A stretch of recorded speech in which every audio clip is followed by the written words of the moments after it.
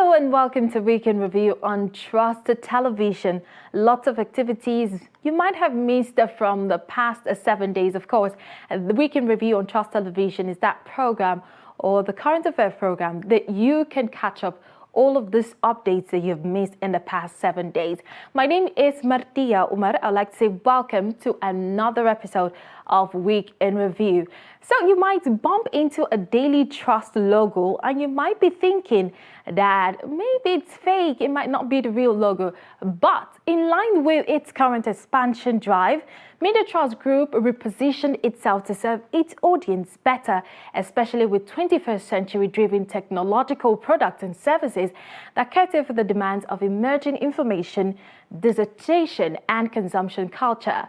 Aisha Saleh reports that the owner of Daily Trust, Trust TV, Digital Trust, Armenia, and the soon-to-come Trust Radio rebranded their products and services to project the new dynamics of media operations with a new logo and visual identity. Take a look. Media Trust Group is a diverse publishing company that has been in existence for over 2 decades with an audience base of millions within Nigeria and the diaspora. It offers qualitative products and services with the use of latest technology through self-motivated staff working to achieve the company's objective of growing steadily into a world-class integrated communication company. At the heart of this vision is the need to leverage the digital space to bridge the communication gap occasioned by the rise of modern technology. As of today, 24 years down the line, we feel the company has grown not just into bigger print media, but also a group, because you know we are also into TV, and very soon we are going to go into radio. And we've been having our digital platform, our online version, but we made it better. We've embraced technology, so we feel that this is the way to go. And so we are trying to become a global company. Because we are rebranding to launch ourselves into digital world. It's a one-stop shop now, Media Trust. You have whatever you think of as far as media is concerned. We have the newspaper, we have the television, we have radio, and then we have the digital. And all in one shop, this building, this beautiful building. This goes to tell you how far this company has gone in 24 years. And it's the only media house in Nigeria that achieved this feat within the shortest possible time. The rebranded Media Trust accommodates modern trends that satisfy stakeholders' expectations through an improved product in line with global best practices. You know, Nigeria, we have a high population of youth, and most of these youths have embraced digital online platform. So, and these are important segment of the society that we cannot do without them. So while we will continue to be competitive, to continue to produce the print for those that have been used to reading the hard copy, we also felt we should embrace the other segment of the society who have gone digital. Better stories, investigative stories, serious political stories, analysis, and entertainment. We will satisfy the urge for news, the urge for entertainment, the urge for political stories, the urge for investigation. The management is positive that the rebranding is not just about aesthetics or artistic craftsmanship, but a statement of commitment to delivering more for our readers, viewers, and indeed listeners worldwide in the years to come. Aisha Saleh, Trust TV News, Abuja. And it was a busy week for the House of Representatives as it, among other things, participated in a public hearing on a bill that an act to repeal the Nigerian Institute of Transport Technology and passed other resolutions. We have details of these and more in this report.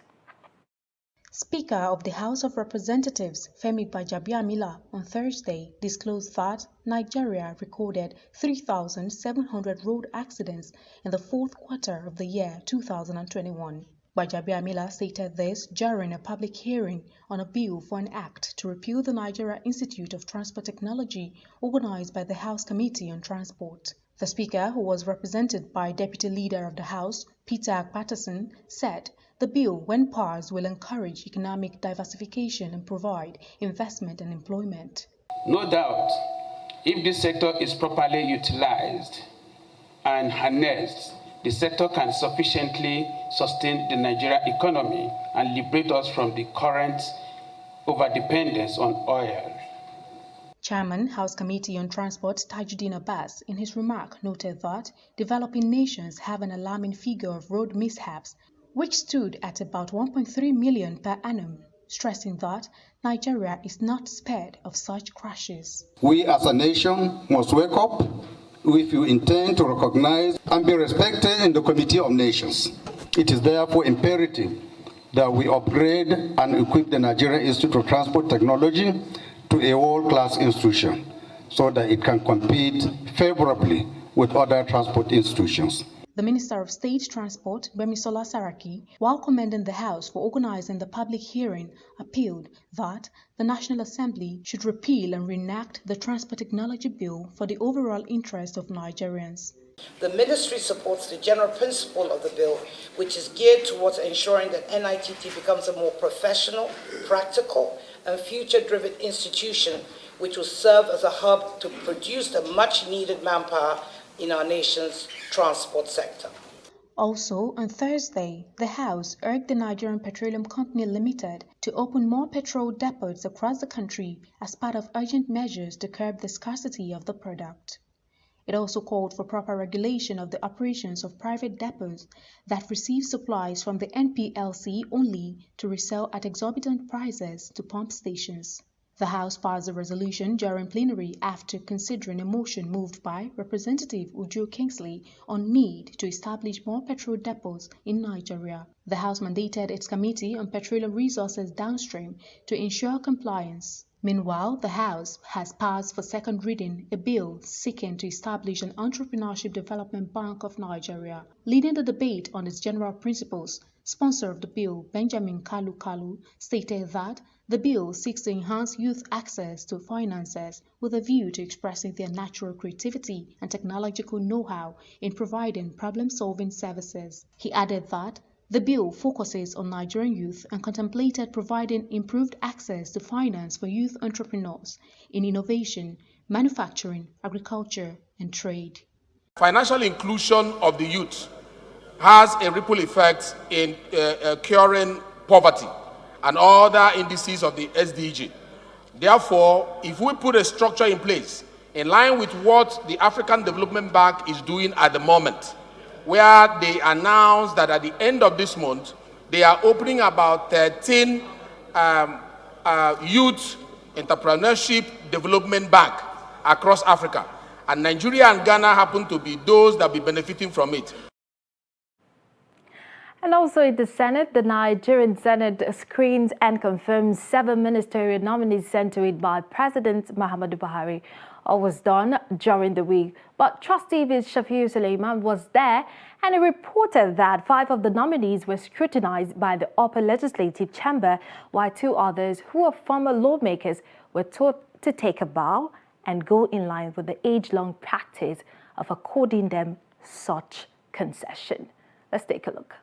President Muhammadu Buhari had, in line with Section 47, subsection 2 of the 1999 Constitution, sent a letter to the Senate containing the names of Iko Eri Ikechukwu, Abia, Umana Okon Umana, Akwa Ibom, Ekuma Nkama Joseph Nkama, Ibonyi, Goodluck Nana Opia, Imo, Umar Ibrahim Eliakub, Kano, Ademola Adeole Adegoroe, Ondo, and Udom Ude from Rivers as ministerial nominees to fill existing vacant positions in his cabinet.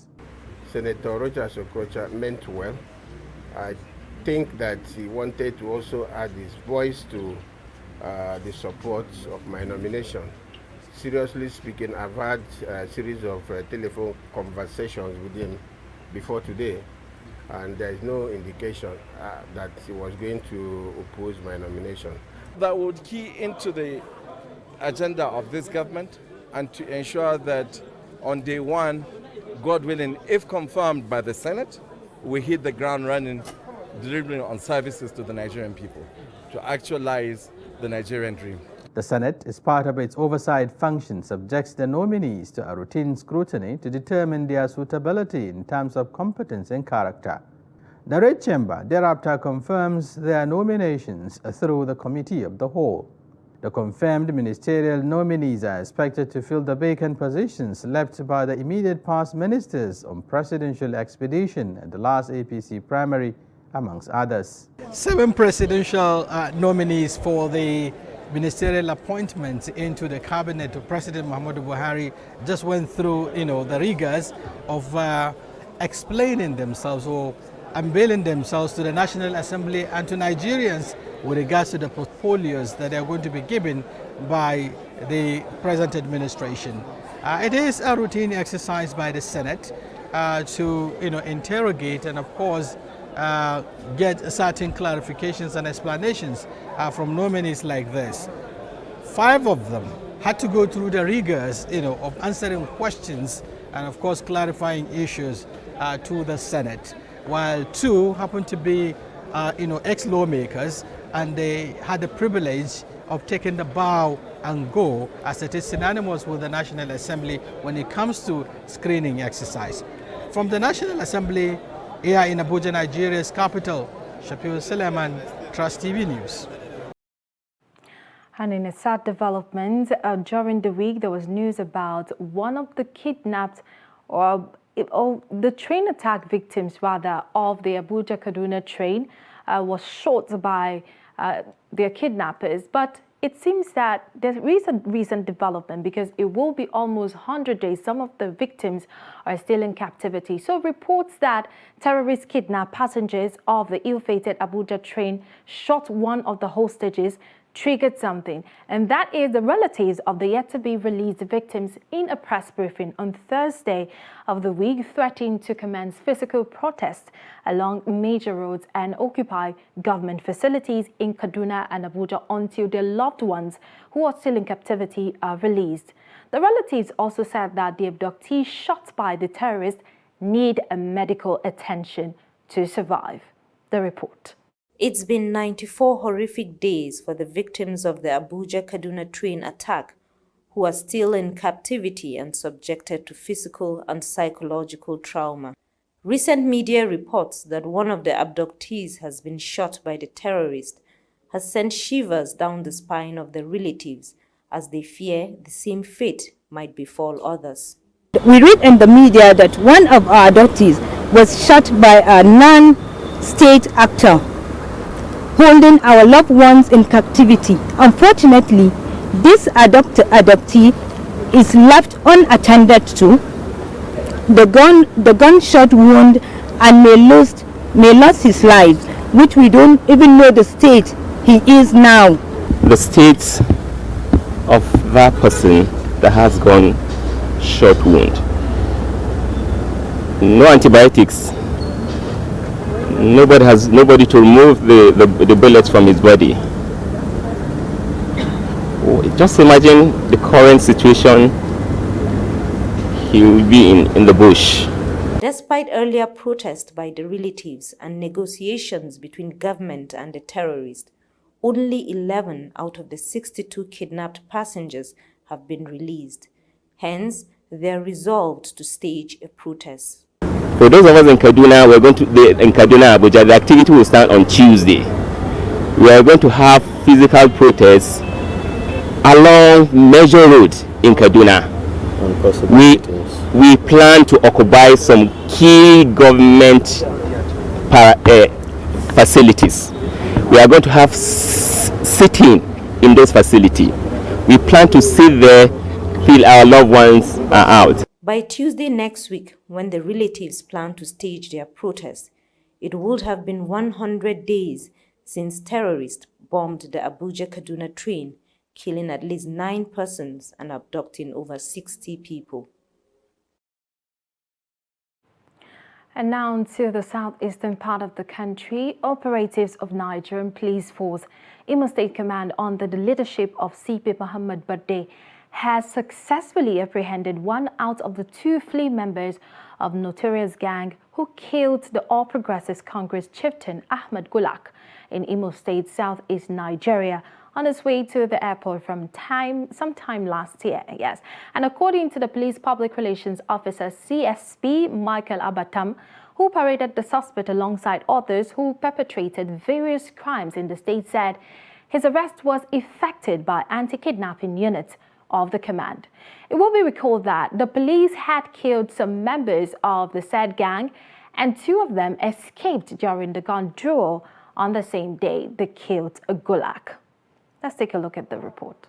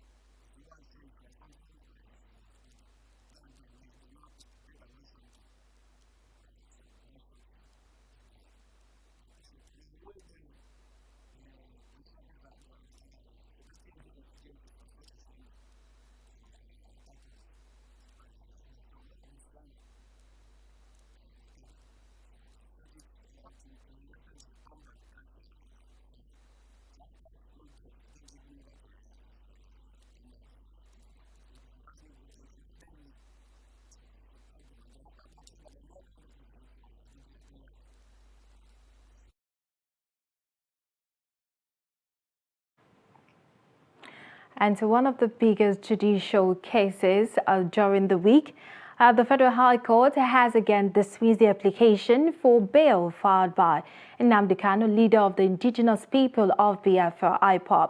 And Justice Binta Nyako, while ruling on the application, termed it an abuse of court process and an attempt to re-litigate on issues already decided by the court. Take a look. Kanu, who is currently facing a 7-count charge, had in the application filed through his lawyers led by Mike Ozokome, senior advocate of Nigeria, equally challenged the revocation of the bail the court earlier granted him. Counsel to the defendant, Mike Ozokome, therefore told the court that a notice of appeal challenging the competence of the remaining 7 counts in the charge against his client be struck out and the suit discharged. So what we have done is that apart from appealing, we have also timelessly compiled the record of proceedings and sent to the Court of Appeal. And the appeal has been duly entered at the Court of Appeal. Going by Order 5, Rule 10 of the Court of Appeal rules, this court, Federal High Court, ceases to have jurisdiction over the matter. Because there can't be two Obas or two Izis or two Emirs in one palace. A federal high court cannot frontally confront the jurisdiction of the Court of Appeal. David Kaswe is the prosecution lawyer. Just to tell you briefly what transpired in court this afternoon. You saw that the matter today was actually adjourned for the court to deliver its ruling on the application that was earlier filed by the defendant. What is the content of that application? That the court should vacate its earlier order that the court made so that the defendant can be tried in absentia. And we oppose that application, that particular application is dead upon arrival. Why is it dead upon arrival? The person that jumped bail, and then the security forces were able to bring him back to face his trial, then there will be no need for that application because the application has been overtaken by events. He's physically there, and then let's continue with the trial. Justice Inyako later adjourned till 14th November 2022, pending the outcome of the proceedings at the Court of Appeal. Martia Umar, Trust TV News Abuja. You're still watching Week in Review on Trust Television. We'll continue after this short timeout. Stay with us.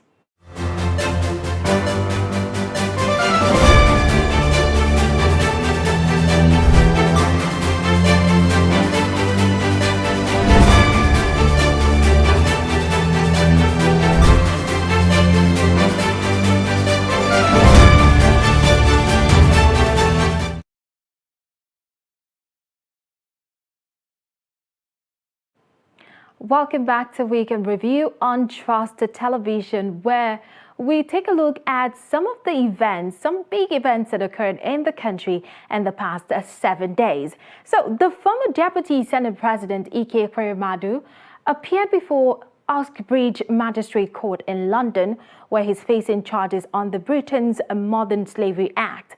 Ekweremadu, who spoke twice during his appearance to confirm his name and date of birth, had his case fast-tracked.